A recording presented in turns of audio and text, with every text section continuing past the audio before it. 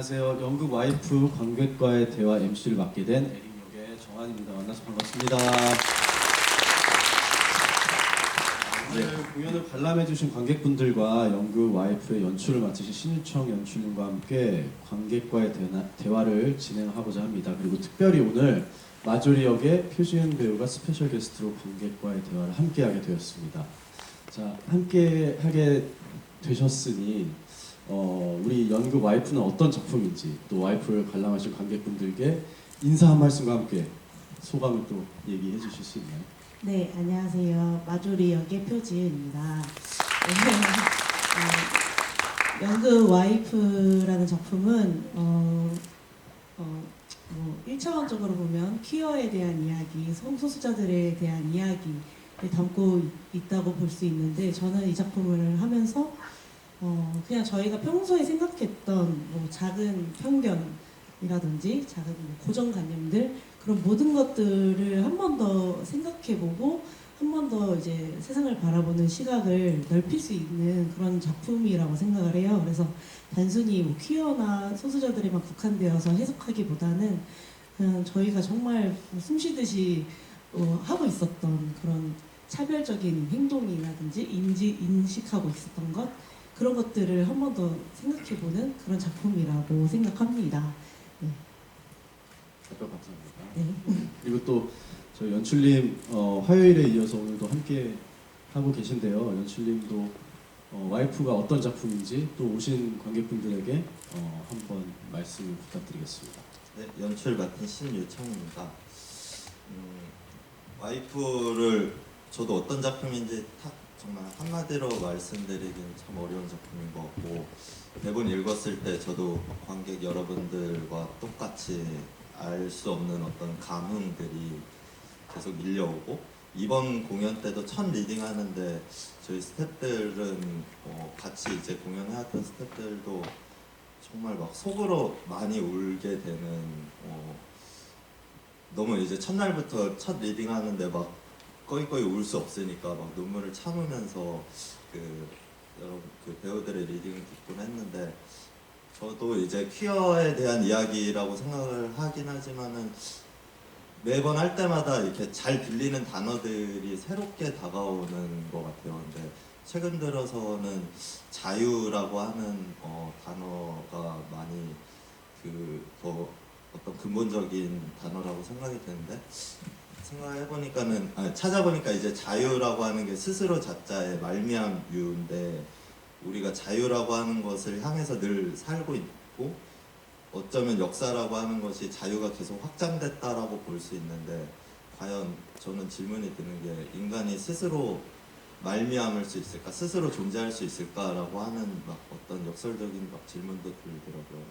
이런 식으로 되게 여러 가지 생각을 들게 만드는 작품이어서 관객들하고 앞으로 이제 질문들 답하면서 조금 더 깊은 이야기들 나눠보고 싶습니다. 네, 저희가 되게 짧은 시간에 이 질문을 되게 많이 주셨어요. 그리고 질문들이 너무 밀도도 있고, 저희 배우분들이 뒤에서 같이 이렇게 읽어보면서 와, 정말 관객분들이 너무 잘 봐주시고 계시고, 각자 본인의 삶에 있어서 혹은 뭐 각자의 생각대로 혹은 아는 대로 그것들을 다 받아들이고 그거에 대해서 궁금해하고 알고 싶어 하시는구나 하면서 참 놀라웠는데, 저희가 시간 관계상 굉장히 빠르게 하나하나씩 짚어가도록 하겠습니다. 첫 번째 질문입니다. 연극 와이프에 대해 궁금한 점인데요. 2046년에 데이지가 1959년에 로버트에게 노라에 대한 당신 생각 틀렸어요 라고 말하는 부분은 왠지 항상 울컥하고 참 좋아하는데요. 이 극은 왜 2046년 이후 다시 1959년으로 돌아가서 끝이 나는 걸까요? 심지어 파트 1보다도 더 앞의 시점으로 가로닫고, 이렇게 질문을 해주셨어요. 연출이 한번 대답 부탁드려도 될까요?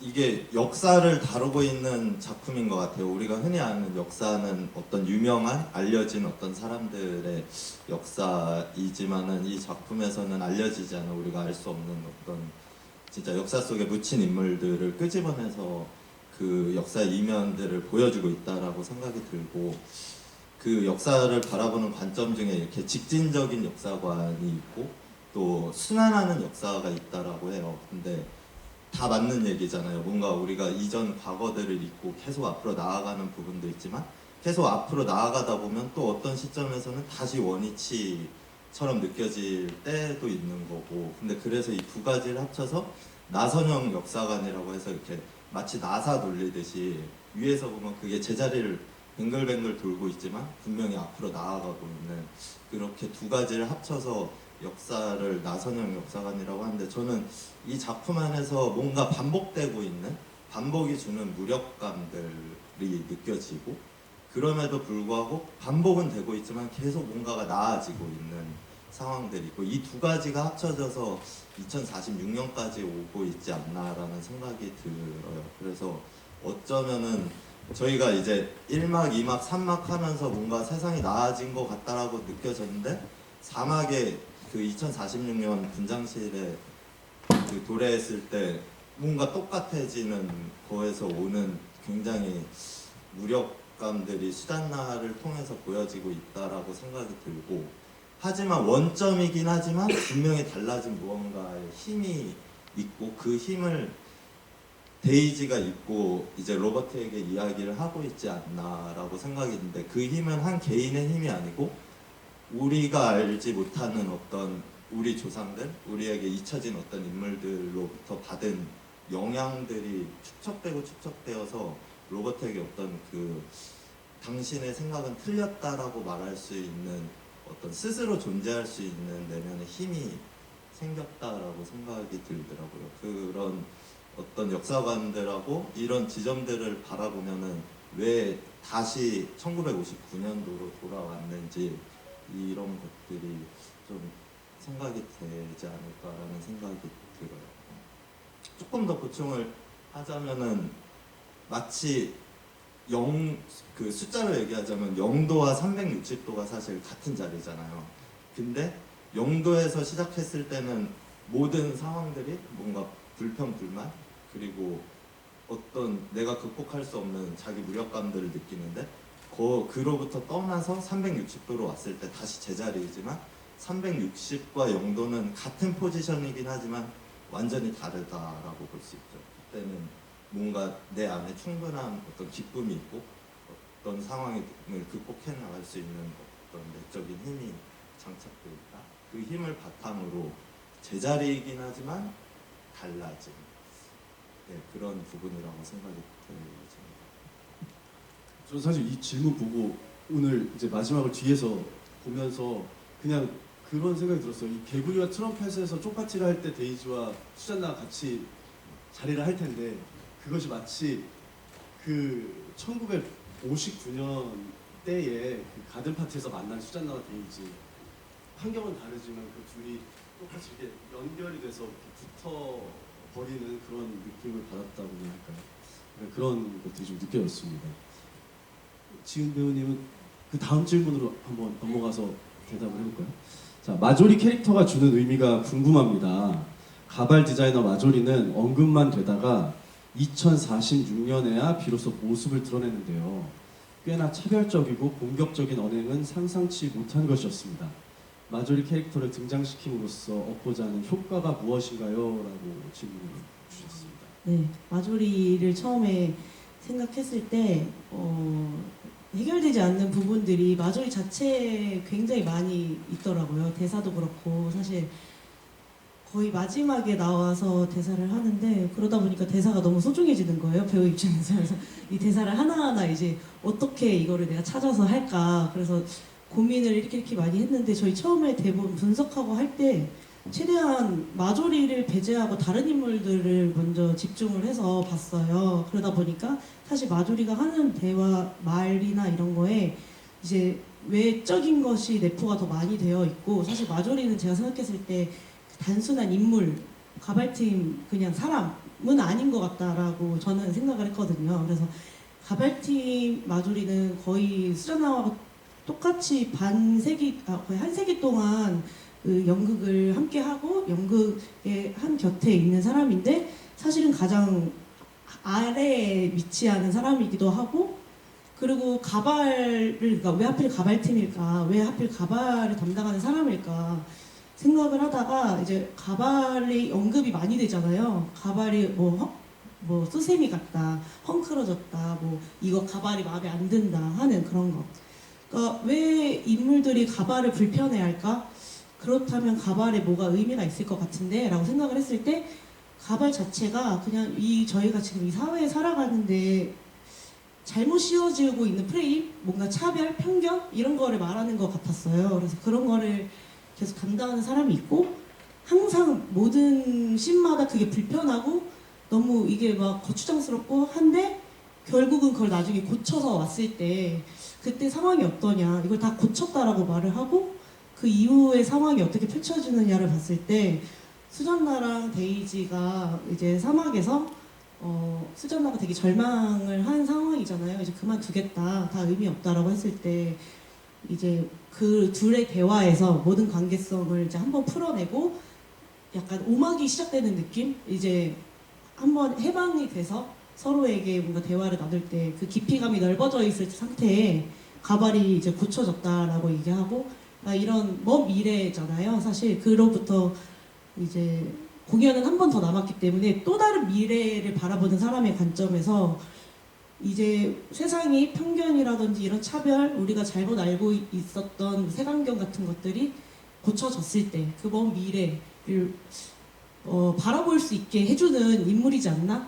그래서 그 먼 미래에는 다 고쳐진 가발로 우리가 지금은 아니지만 좀 더 평화로운 세상, 뭐 자유로운 세상을 살 수 있지 않을까? 이런 관점이 있었고 그러고 이제 데이지에게 별명을 지어주고 나가는 게 그전까지는 데이지를 좀 배척하는 인물이었다면 그래 먼 미래에는 그런 인물들조차 우리가 지금은 불편하다고 생각하는 그런 상황들조차도 그냥 한번 웃어넘길 수 있는 그런 미래가 됐으면 좋겠다 뭐 그런 의미로 접근을 해서 마조리라는 사람이 그냥 하나의 관념을 뜻하는 것 같다. 그냥 이 작품을 관통하는.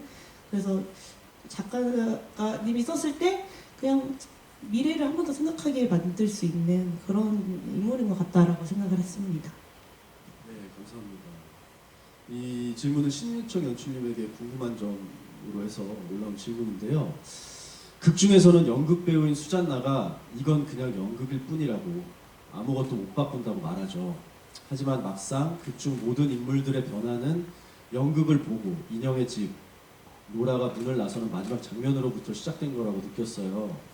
연출님은 연극이 세상을, 사회를, 개인의 삶을 혹은 무언가를 바꿀 수 있다고 생각을 하시나요?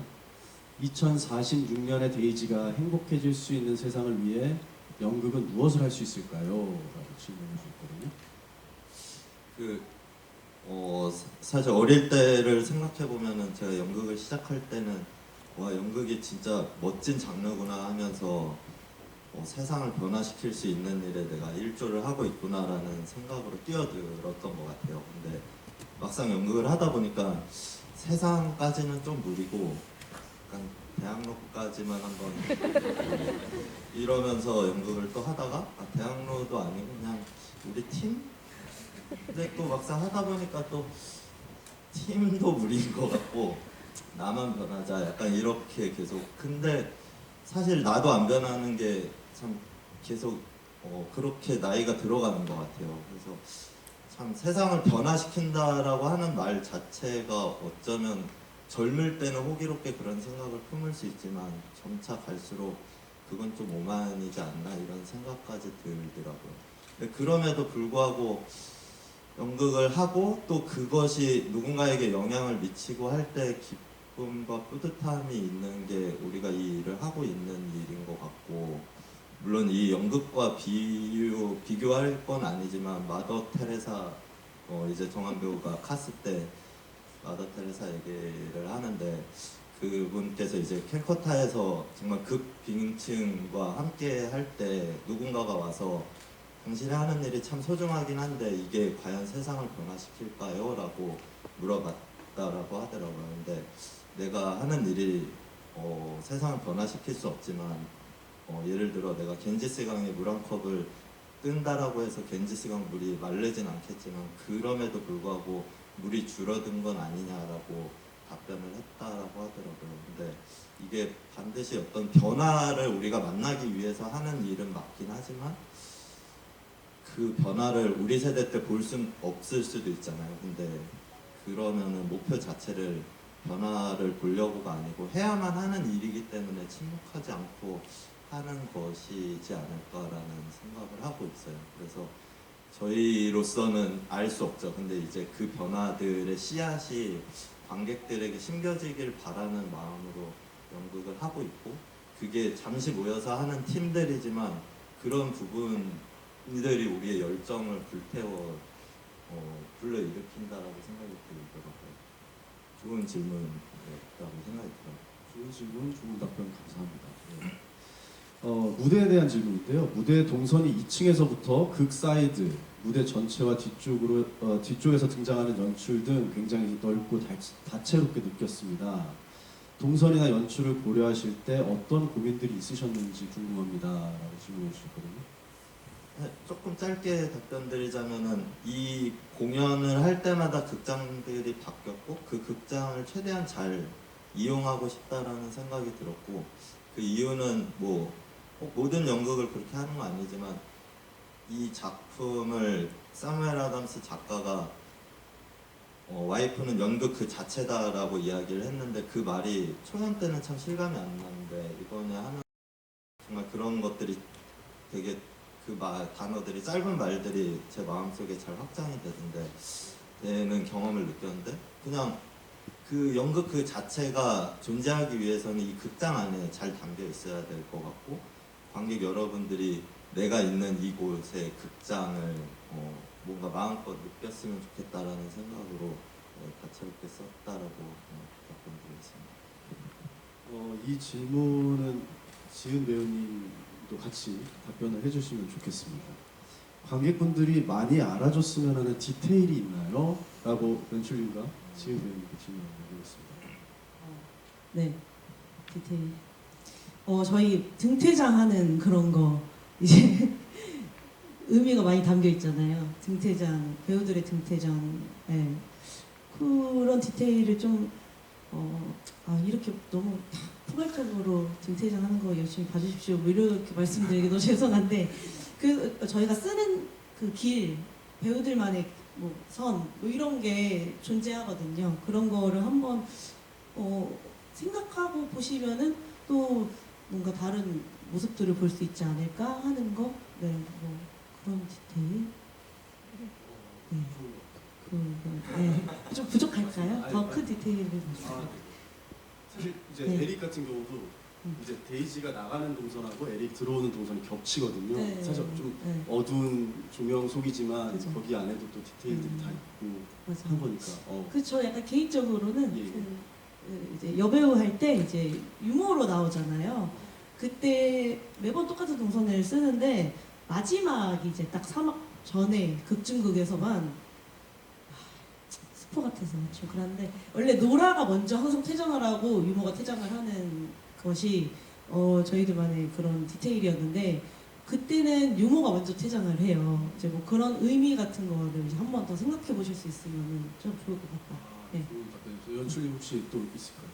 제가 준비했던 건 아까 그 가발팀 마조리의 그 가발이었는데, 사실 그거는 그 디테일이었고, 그래서 그 가발의 헝클어짐들이 완성이 되어지는 것들이 어떤 관계 면에서 관계 깨짐들이 이어지는 것 같은 그런 말씀드리고 싶었고, 뭐 디테일 아까 이제 동선적으로 보자면은 그 마조리가 늘 섰던 그 자리에 비로소 수잔나가 서서 이제 우리 비로소 이제 자유를 이야기하고 그 다음에 가발을 벗는 이 장면에서 우리 서로 같은 답변들이다라고 생각이 들고, 혹시 그 질문 한번 해주시면 안 돼요? 클레어 자신의 네네네네. 1959년 데이지요. 예. 1959년의 데이지와 2046년의 데이지는 동명이인인데요. 2046년의 데이지 이름을 짓는 과정에서 1959년의 데이지가 영향을 미쳤을지 궁금합니다. 클레어는 에릭으로부터 1959년에 데이지의 이야기를 듣고 자신의 딸 이름을 데이지로 지은 건가요? 아니면 그냥 우연의 일치일까요? 라고 질문해 주셨어요. 사실 단답형으로 답변을 드릴 수도 있지만은 지난 시간에도 클레어 질문들이 있었는데 이거의 답변이 시간상 삭제가 됐었던 기억이 있어서 사실 이것도 저희가 초연 때 막 번역을 같이 할 때 이 지점을 발견하고 굉장히 막 소름 돋았던 저는 기억이 있는데 뭐 사실 그 클레어가 데이지의 이름을 1959년에 데이지로 지었을까라고 한다면은 클레어의 입장을 알아야 될 것 같아요. 클레어가 누구이고 클레어가 원했던 것이 무엇일지를 알아야 될 것 같은데 저는 이번에 보니까는 클레어가 이런 얘기를 하잖아요. 그 원작이 어땠을지 궁금하다라고 연극을 봤는데 원작이 어땠을지 궁금하다라고 하는 이 단순한 말이 어쩌면 클레어 자신이 오리지널을 찾아서 헤매고 있는 사람이다라는 생각이 들었어요. 또 다른 단어로는 이제 뿌리를 찾아서 헤매고 있다. 아버지를 새롭게 기억하고 싶어하고 그런 존재인데 이제 뭐 어린 왕자에도 보면은 그 어린 왕자가 인간을 찾았더니 여우가 인간은 뿌리가 없어서 여기저기 헤매이고 다닌다고 그래서 참 안 됐다라고 뭐 이런 표현들이 있는데 우리 자체가 다 뿌리 없이 어쩌면 헤매이고 방황하고 유리하고 있는 존재들이 현대인들의 모습인 것 같고 그 속에서 끊임없이 뿌리를 찾고 있는 게 클레어인 거고 그리고 그렇기 때문에 아이바에게 계속 아버지의 얘기를 해달라고 생떼를 부리고 있는데 자기가 저는 그러면 그 클레어가 그리고 이제 데이지를 낳고 사막의 데이지의 얘기를 들어보면은 자기가 11살 때 위암으로 돌아가셨다라고 클레어가 근데 비단 10년 정도 열심히 이제 삶을 산 것 같은데 그 10년 안에 어떻게 저렇게 위대한 인물이 되었을까? 자식에게 저렇게 존경받는 엄마로 살 수 있었을까라는 생각을 하게 된 거예요. 10년이라는 세월 동안에 지금 우리가 본 클레어가 어떻게 위대해졌을까라는 그런 의문이 들었고 근데 저는 그 뿌리를 찾았기 때문에 에릭이라는 사람이 누구인지를 알려고 노력했기 때문이지 않을까라는 생각이 들었는데 그 에릭이 누구냐라고 하는 거는 그 클레어의 기억 속에는 마치 모든 것에 대항하고 그리고 반대 진영에서 항상 목소리를 내고 그리고 맞설 수 있는 자유 이렇게 묘사를 하잖아요 아버지에 대해서 이 말이 굉장히 깊이 있게 저는 오더라고요. 그러니까 모든 것에 대항한다라고 하는 거는 다수가 옳다라고 하는 것에 모든 것에 대항한다라고 얘기하잖아요. 그러니까 다수보다 어쩌면은 소수 남들이 아니다라고 하는 것에 편을 들 줄 알았고 그리고 항상 반대 진영에서 목소리를 낸다는 거는 마찬가지로 모두가 옳다라고 하는 거에 그리고 목소리를 잃은 사람들 대신해서 목소리를 내어줄 줄 알았고 그리고 맞설 수 있는 자유 혹은 맞설 수 있는 용기 이거는 어쩌면은 자기 자신을 지키기보다 자기 목숨을 내놓고 살 수 있는 것 부당하다라고 생각하는 곳에 저항할 수 있었던 그런 아버지를 닮아서 자기 목숨을 걸고 싸우지 않았을까 그게 무엇일지 모르겠지만 그래서 그 뿌리를 찾았기 때문에 그 처음에 산막 때 그 불안했던 클레어가 되게 위대한 어떤 인물이 되지 않았을까라는 생각이 들었고 그 에릭보다 더 영향을 줬던 데이지에 대한 생각들 계속 끊임없이 뿌리에 대한 고민을 했다라는 생각이 들더라고요. 그래서 저는 심지어 그래서 에릭이 막 아이바가 이막 펍에서 되게 시끄럽게 굴었을 때 에릭이 비겁하게 술집 주인 편을 들잖아요. 퀴어 용모 새끼야라고 하는 그 모습도 그때 당시에는 굉장히 비겁한 모습이지만 어떤 순간에서는 자기 애인의 편에 안 서고 부당하다라고 생각한 그 순간에 술집 주인의 편에 들 수 있는 이 모습도 그때 당시엔 비겁한 모습이지만 이것이 나중에 점점 커서 어쩌면은 항상 반대 진영에서 이런 에릭의 어떤 미래까지 그려지지 않을까라는 생각이 들더라고요. 또 순간들이 있었기 때문에 그런 실수들이 있었기 때문에 그 다음에 또 무언가를 넘겨줄 수 있는 인물로 성장할 수 있지 않았나. 저희 그게 이렇게 4개의 막으로 구성되어 있으면서 항상 그 인물들이 가장 뜨겁게 뭔가 부딪히고 태동하는 그 순간을 딱 묘사한 것 같아요. 그 이후에 그 사람이 어떻게 됐는지가 그 다음 막에 또 한번 언급이 되고 그 다음 막에 또 언급이 되고 하면서 그렇게 계속 번해가는 모습들은 우리가 그 다음 세대에게 들을 수 있게끔 돼 있어서 참 그것도 재밌는 지점인 것 같습니다. 아쉽게도 이제 시간이 얼마 남지 않아서 마지막 질문과 함께 마지막 인사를 한번 드렸으면 좋겠는데요. 일단 연출가님께서는 와이프가 관객들에게 어떻게 읽히기를 바라나요? 라고 질문을 해주셨는데 이 같은 질문으로 지은 배우님도 답변해 주시면서 마지막 인사를 해주시면 감사하겠습니다.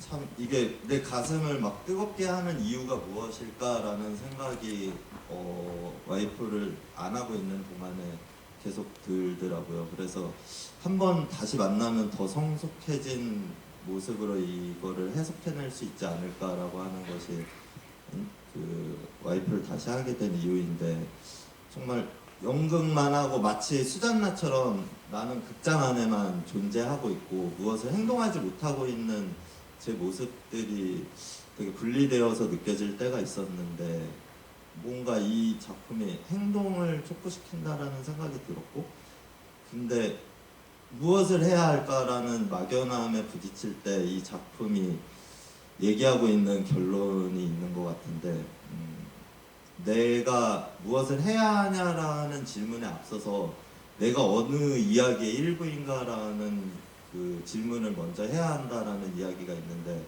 어쩌면은 가장 그 근본이 되는 이야기, 나의 시작이 되는 이야기가 무엇일까? 저는 이 작품에선 가든 파티라고 생각이 들어요. 그래서 아까 첫 질문에서 왜 가장 1959년도에서 그것보다 더 이른 어떤 가든 파티로 왜 마무리를 지었을까라는 질문에 답도 될 것 같은데, 우리가 행동하지 않고 침묵하지 않아야 한다라는 거는 우리가 잘 알고 있는데, 그럴 때 우리를 일어나게 하는 거는 나의 이야기의 시작은 무엇일까라는 질문인 것 같아요. 조금 어렵긴 하지만은 그 이야기가 우리를 이끌어주고 그리고 앞으로 미래로 가게 해주는 것이 아닐까라는 생각을 합니다. 저도 그 가든 파티가 제일 떠오르더라고요. 와이프에 대해서 얘기를 하려면 가든 파티를 볼 때 딱 느꼈던 거는 그냥 그거였어요. 그냥 사랑하면 다 된 거 아닌가? 저희가 막 싸우고 서로 핥히고 막 쟁취하려고 하고 뭔가 자유를 더 막 부르짖고, 결국 본질은 서로 사랑하는 거, 그리고 사랑하는 그 자체로서의 아름다움을 그냥 인정받는 것, 뭐 이런, 그게 본질의 중요함이라고 저는 생각이 들더라고요. 그래서 와이프라는 작품을 바라볼 때 그냥 사랑하는 얘기, 그리고 그 사랑을 이제 말하고 싶은 얘기, 그리고 내가 나 자신으로서 존재해서 내가 나로서 사랑할 수 있는 그런 이야기라고 생각을 합니다. 그래서 오늘 답변이 마음에 드셨을지 모르겠지만 제가 조리 있게 말하려고 노력을 많이 했었고, 그래서 오늘 이런 귀한 시간에 함께 해주셔서 감사드립니다. 네, 오늘 늦은 시간까지 관객과의 대화 함께 해주신 관객분들과 또 정성스럽게 답변해주신 신유청 연출님, 또 표준 배우님 모두 너무 감사드리고요. 저희 와이프는 2월 8일까지 계속되고 있습니다. 매일 새로운 또 캐스트와 새로운 관객들과 이곳에서 만나니까요. 끝날 때까지 항상 응원해주시고 관심 가져주시고 사랑해주시고 좋은 글도 많이 써주시고 항상 저희가 이곳에서 뜨겁게 와이프를 하고 있다는 사실을 기억해주시면 너무 감사하겠습니다. 춥습니다. 감기 조심하시고요. 돌아가시는 발걸음 조심히 살펴가시길 바라겠습니다. 늦은 시간까지 진짜 함께 해주시고 저희 공연 또 끝까지 응원해주셔서 너무 감사하고요. 저희의 답변은 시간 관계상 이렇게 좀 조급한 마음으로 막 계속 달려가듯이 진행을 했는데 좀 아쉽네요. 뭔가 좀 여유 있게 많은 질문들, 여기 정말 좋은 질문들도 많고 보신 분들의 질문들도 막 받고 싶었는데 그러지 못한 부분이 너무 아쉽고 죄송스럽지만 저희 또 최선을 다해서 무대에서 연기로 또 보여드리는 걸로 하겠습니다. 이러면서 인사드리고 퇴장하겠습니다. 와주셔서 감사합니다.